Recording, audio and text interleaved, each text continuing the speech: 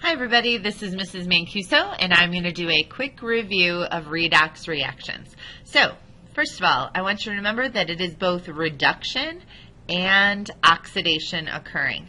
I'm going to give you an example to get started. All single replacement reactions are redox reactions.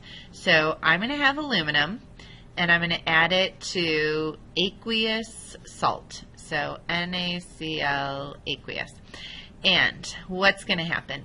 The Al is a metal. It is going to react not with the sodium because that is also a metal, but instead it's going to react with the chlorine. So when we write out this formula, Al is a +3, get that right from the periodic table. Cl is a -1.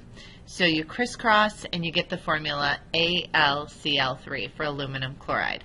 Then the sodium gets knocked out, so here's sodium all on its own. Then you want to put the oxidation state above every atom. So this is alone, so we give it an oxidation state of 0. Here the sodium is a +1 and the chlorine is a -1 because they are transferring electrons, metal to nonmetal in this ionic compound here. And here aluminum is alone, so it is at 0. Now we want to write the half reactions and show that oxidation is happening and show that reduction is happening. So first of all, oxidation.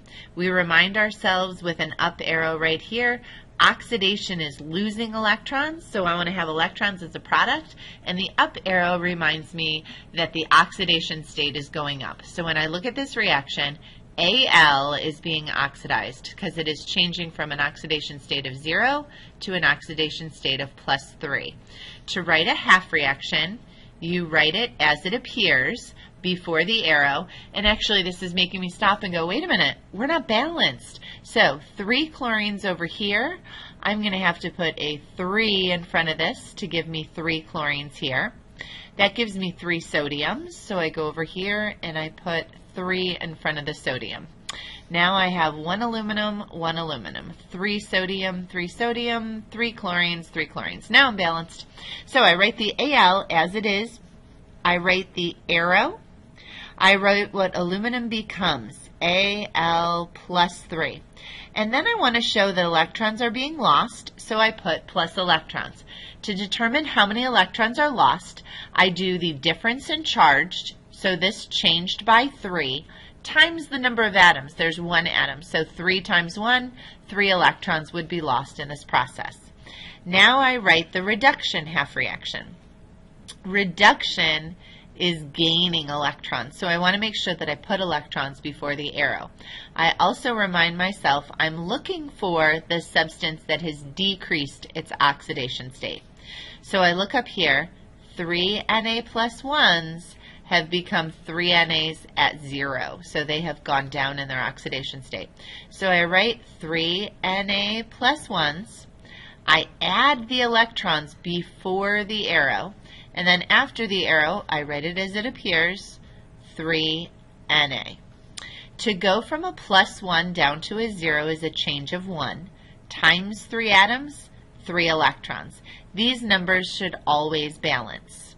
The next thing I want to do is I want to determine if this reaction is spontaneous or not, meaning would it occur without the input of any energy.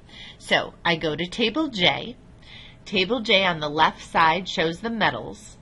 If aluminum is oxidized and sodium is reduced, aluminum should be higher on Table J than sodium. When I look at it, sodium is higher.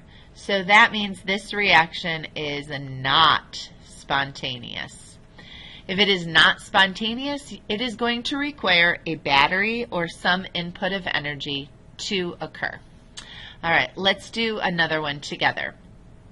So I could do a decomposition reaction or a synthesis reaction.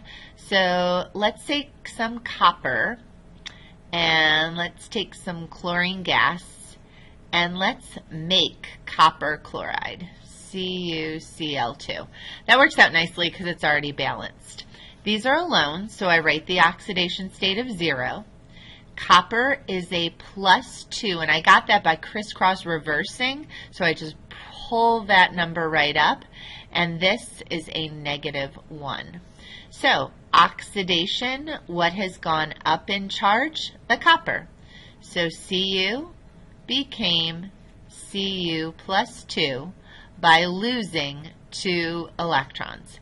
We remind ourselves oxidation is losing, so I showed the 2 electrons being lost at the end. Reduction. I'm looking for the one whose oxidation state has gone down.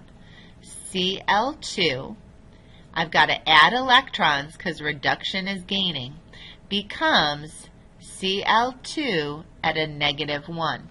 It has changed by 1, and there are 2 atoms, so that also is 2 electrons. When I look to see if this is spontaneous, I can look at table J, but I really don't even need to. Copper is a metal and it's oxidized. Chlorine is a nonmetal and it's reduced.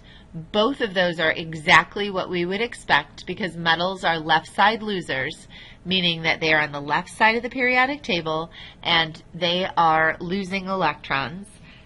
They are oxidizing. Nonmetals on the right side of the periodic table are gaining electrons, so they are being reduced. So this reaction would be spontaneous. If you aren't sure about any part of this, please come ask me for some extra help.